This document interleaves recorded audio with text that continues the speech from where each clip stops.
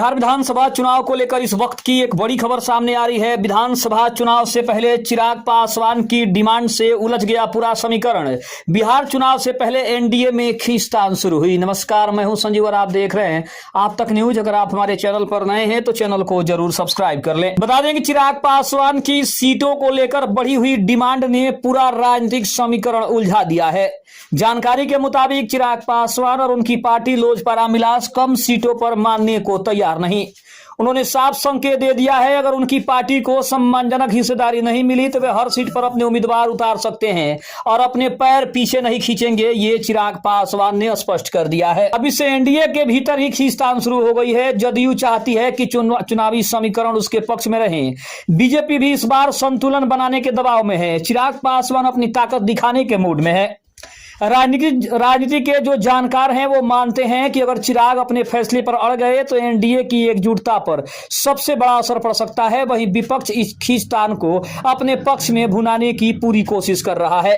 अब देखना काफी दिलचस्प है कि एनडीए चिराग पासवान को मनाने में सफल होता है या फिर बिहार की राजनीति में नई करवट देखने को मिल सकती है। एनडीए में बगावत की आहट के बीच चिराग पासवान की डिमांड ने पूरा समीकरण उलझा दिया है और बिहार चुनाव में सीट बंटवारे पर एनडीए में संग्राम शुरू हो गया है। आपको बता दें कि सूत्रों के मुताबिक चिराग पासवान का मानना है कि बिहार की राजनीति में उनकी पार्टी की पकड़ और जनाधार काफी मजबूत है, इसीलिए उन्हें सम्मानजनक सीटें मिलनी चाहिए। यदि ऐसा नहीं हुआ तो वो पूरे 243 सीटों पर अपने उम्मीदवार उतारने से पीछे नहीं हटेंगे।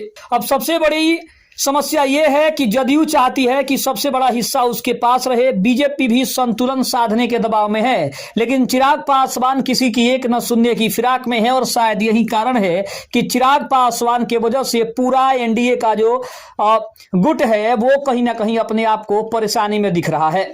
दूसरी तरफ अगर कहें तो राजनीतिक जानकारों का यह भी कहना है कि चिराग पासवान के लिए बीजेपी की कोर कमेटी के कुछ बड़े नेता लगातार संपर्क में हैं कि चिराग पासवान को कम सीटों पर मनाने की कोशिश हो और उन्हें मनाने की जो प्रक्रिया है वो पूरी की जा सके, लेकिन चिराग किसी हाल में इस बात पर मानने को राजी नहीं है। उनका कहना है कि पार्टी के हिस्सेदारी में वो सीटें आनी चाहिए जिसकी वो दावेदार है और लोकसभा चुनाव में उन्होंने अपने आप को साबित किया है कि वो किसी भी पार्टी से, किसी भी दल से कम नहीं है और ना ही वो किसी नेता की लोकप्रियता से उनकी लोकप्रियता कम है।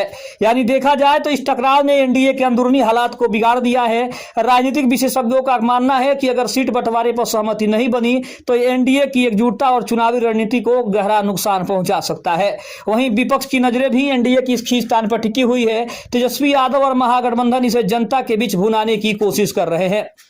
अब देखना काफी दिलचस्प है कि इसके लिए चिराग पासवान क्या कम सीटों पर मानने को तैयार होंगे या फिर एनडीए उनके पक्ष में फैसला करते हुए बाकी अपने सहयोगी दलों के सीटों की संख्या कम करके और चिराग पासवान को 40 सीटों की डिमांड जो है वो पूरी करेगी या नहीं करेगी, ये काफी दिलचस्प रहेगा। चैनल पर नए हैं तो चैनल को जरूर सब्सक्राइब कर ले। तब तक के लिए धन्यवाद। जय हिंद, जय भारत।